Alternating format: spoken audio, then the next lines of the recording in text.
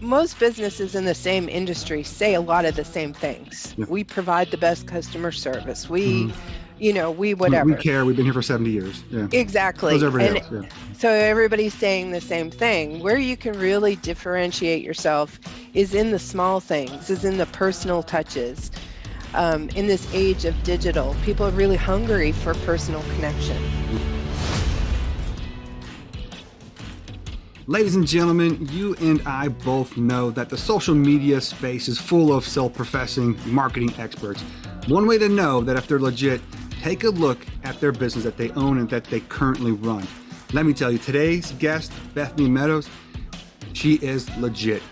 We're going to actually dive into how she built numerous businesses from the ground up and how she's currently helping other businesses do the same. Bethany, tell the audience today what I missed and why they should listen today. Wow. Okay. So I have, when I'm at a networking event or something like that, and people say, "So what do you do?" I'm never quite sure how to answer it because I have multiple elevator speeches that I could throw out. So sometimes I just tell them one. Usually when I tell them all the things that I'm doing, people are kind of wondering, how is that even possible? And I have some strategies around that to make that happen. But I enjoy business. I enjoy the freedom that comes with, owning your own business, the flexibility and the ability to travel and do some things like that. But it wasn't always the case. I remember early on in my entrepreneurial journey, 18-hour days was pretty much the norm. So I did have to pay my dues. Cut your And teeth somehow, right? Yeah. well, yeah, and a lot of that was just trial and error and figuring things out. So now I'm, as part of the Time to Thrive membership, which is that monthly marketing membership that I started last year. It's just helping, business owners who may be in that place where I was 14 years ago, Right. kind of skip some of the pain of making mistakes and save some time and money in the process. That's awesome. So in the context of that Time to Thrive program that you have there, I know one thing that's really big to you is really those small businesses, those medium-sized businesses, branding. What's the best way for a new business or even an old business? I mean, what's the best way to go about branding and execution and planning? Yeah, so branding's one of my favorite topics of all time. It's also the most misunderstood one by a lot of business owners. When I first make contact with them, I will ask them about their brand, and they'll say, "Yeah, I have a brand, and here's my logo." The brand is all about the logo for them. It's all about the creative aspect and the look. Yep. But when in fact, branding is really about the customer experience and their perception of you as a company. And the fact is, we can really take our businesses to the next level if we are very intentional about how we create that ideal customer experience. Okay. One of the things I teach inside Time to Thrive membership is called touchpoint mapping. And basically, what that's doing is mapping out your customer journey, all the places that you touch them, human, system, or product, all the way through. So you have the prior to the purchase, you have the purchasing experience, and then you have the post purchase experience, which is going to include getting a testimonial or a review or a referral or maybe upsell or cross sell them. And so you can literally create a map of these points in time and look at ways that to filter those touch points through the experience, the ideal experience you want them to have.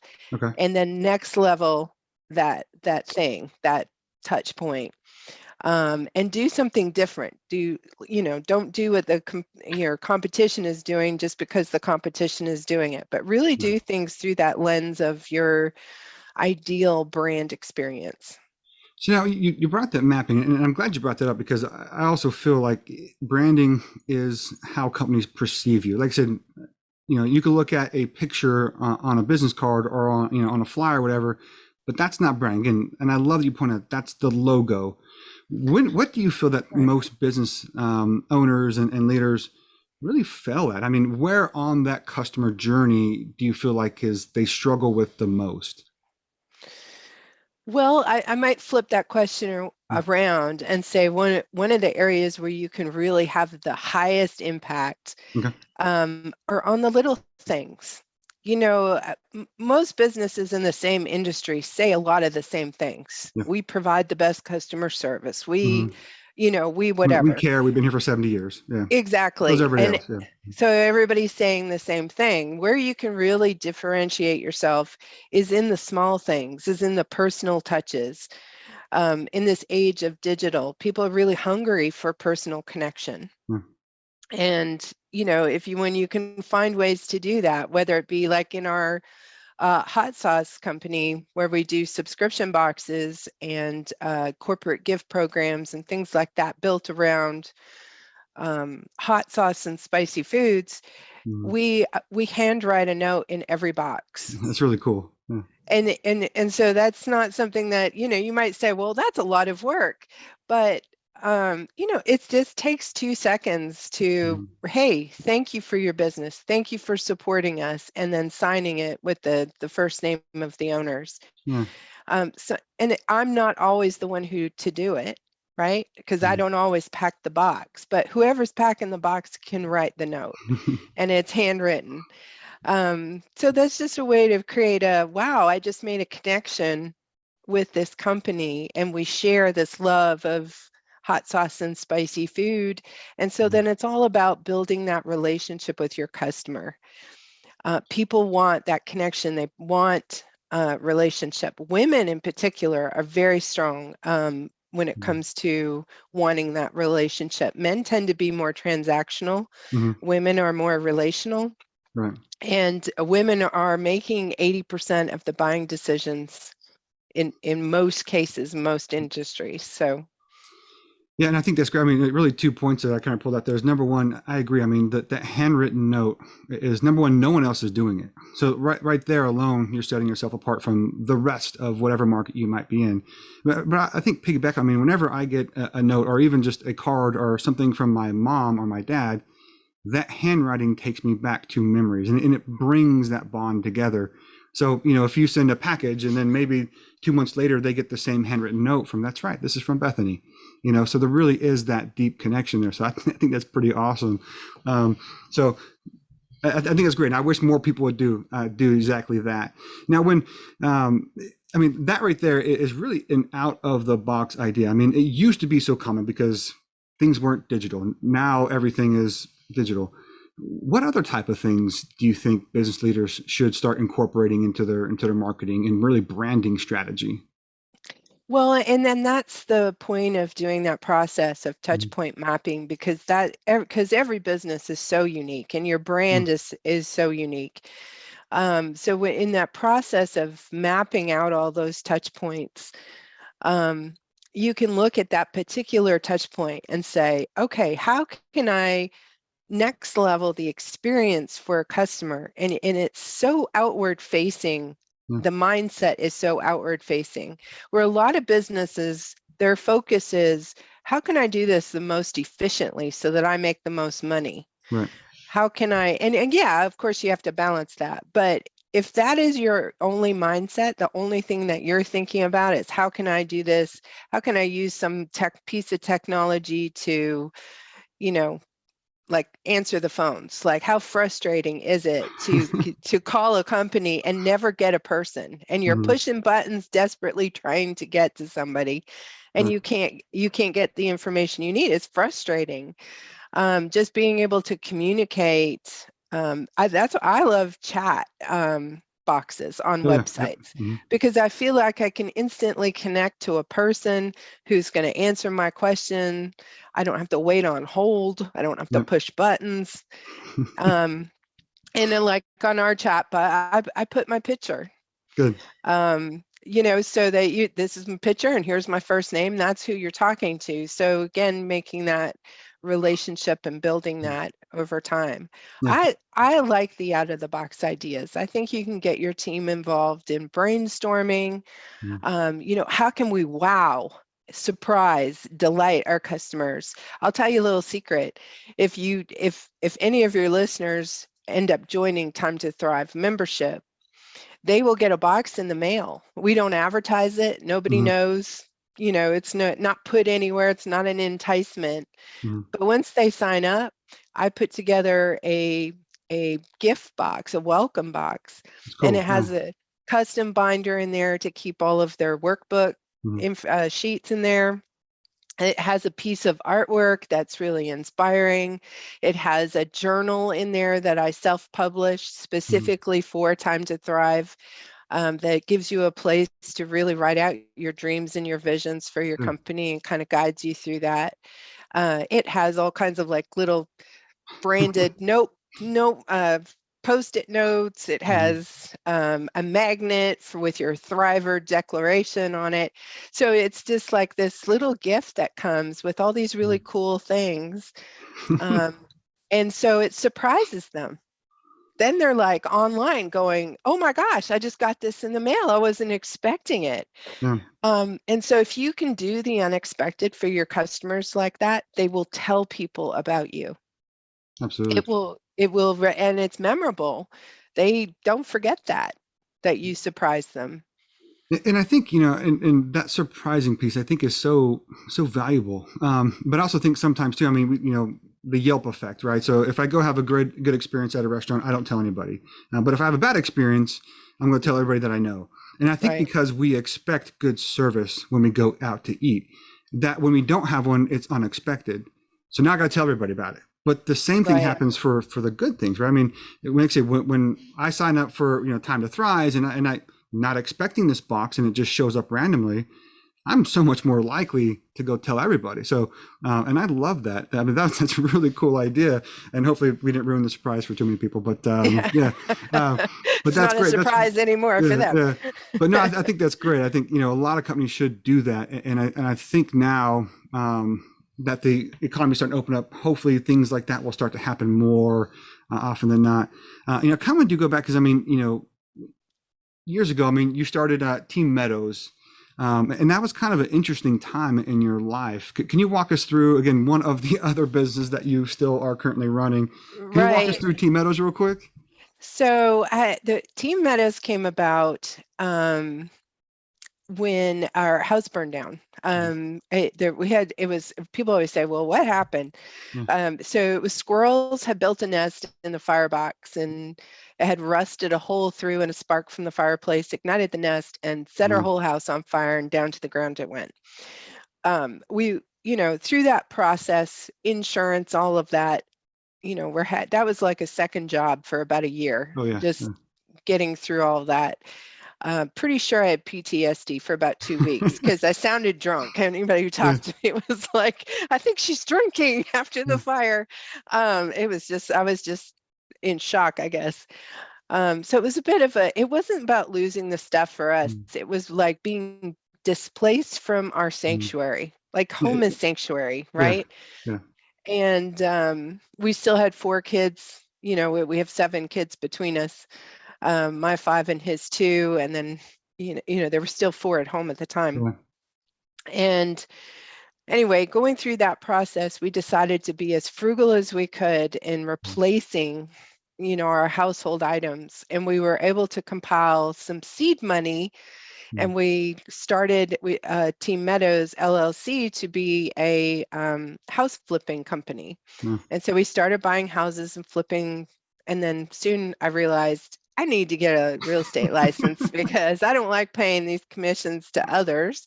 I'll do that for myself. Plus, they couldn't move fast enough when I wanted to buy something, right?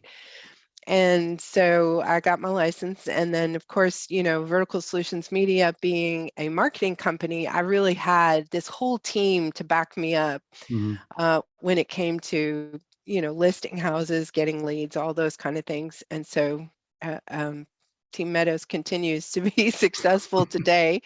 And I find it really interesting to work with people. I think it kind of goes to my, I love people. And I love working with people. And so I've really kind of niched down into the downsizing market. And so these are typically people like my parents' age or maybe a little bit younger, and I'm The kind of kids are coming moved into out. I don't that. need 3,000 square Right. feet. Yeah. Exactly. And so then I can hold their hand because it's kind of traumatic for them. They raise their kids in the house, they have lots of stuff they don't know what to do with. And so I'm just able to come alongside them and work with them. And it's very fulfilling for me. I enjoy it very much. That's really cool because I really do feel like, I think just because of the TV shows and everything that's out there, I mean, house flipping, just it has such a sexy name, but there really is an emotional aspect to it. Like I said, I mean, my parents still live in the house that I grew up. We moved there when I was in kindergarten, first grade, I think it was. And I mean, so when the day comes for them to move out, like that's going to be, a lot of years of emotional attachment that has to go. So I think taking that really that client, that homeowner approach where you're really kind of walking them through it and there for their support, really I think is really big, and goes back to the outside the box and really touching clients, that a lot of people aren't. Now, so you mentioned vertical solutions media, and that's kind of really how I learned about you. And I love the fact that, and we talked about this beforehand, but it's a completely different mindset and a really completely different hands-on approach that you have there. Can you walk us through the difference between the leadership and the culture you've built there and how you've been able to kind of not step away completely, but take it a little more hands-off approach there? Yeah. So, do you want me to go back and tell how that all came about? Yeah, that'd be We great. start Yeah, at the because I think beginning. again that's another wonderful story. Because it's kind of evolved over Yeah. time. So that Vertical Solutions Media is almost 14 years old, so we're going back that far. And a few years prior, I adopted a sibling group of 4. I had one biological, so I went from 1 to 5 children basically overnight. Yeah. I was homeschooling them. There was some special challenges there, and that was just the best thing for them. Right. And then my then husband left. And so it was kind of like What do I do?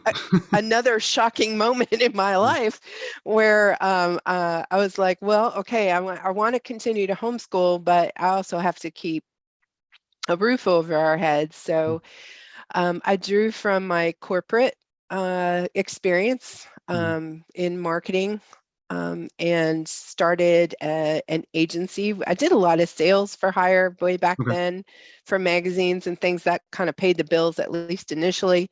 Right. And then I started working more and more with the same clients in the marketing aspect. And so I thought, I'm working with this particular business over and over again. So why don't I just put them on retainer? Okay. So that felt like more security for me. And I could be more proactive for them. Instead of responding to them, I could be making recommendations and being more proactive and being part of their team, in fact, my very first client that I moved over to retainer is still a client. That's awesome. Yeah, the clients have typically stayed with us very long term, and because we've grown with them, and we're just part of the team, and so we have very long-term clients. I have very long-term employees, and so that's one of the reasons why over time they've learned to trust my team. Because when you're in the agency world, anybody listening who's in agency world will relate to this. People buy you. Right. Like when you're the face of the agency and people buy you. They don't want to be pawned off or feel Right. like they've been pawned off to anybody else. And so you do have to set those expectations up front to say, look, I couldn't possibly manage everybody, Of course. right? Yeah. So we have a team here and they're going to take good care of you and make sure that things don't fall between the cracks. Because I'm telling you, if you work with me on the day-to-day, things will fall between the cracks because I don't have enough time to keep up with everything. And so over time, I've learned better how to set those expectations Good. and trust my team. Learning to delegate was a big thing for me because, it was my baby and I was very, You can't let it go. very excellence driven and, no mistakes, no mistakes. But I've got the team. And I trust my team and I let them do their jobs. They do it super well. And that's kind of opened the door for me to be able to explore some other things that are what I would call passion projects, right? And that's like what, the hot sauce and that kind of stuff. yeah. And well, in Time to Thrive membership and being able to start that and just pour into the smaller business owners. I wouldn't have had time for that if I didn't have a team who could manage the day-to-day of the agency. Hey guys, Dustin here. I had so much fun talking with Bethany that I honestly lost track of time. So I'm going to split this into 2 sessions. When the second part of the talk is uploaded, you can click on it right here. Now, until then, make sure you check out all the great things that Bethany is doing. And see you all soon. As always, be awesome, be well. Best wishes. Take care.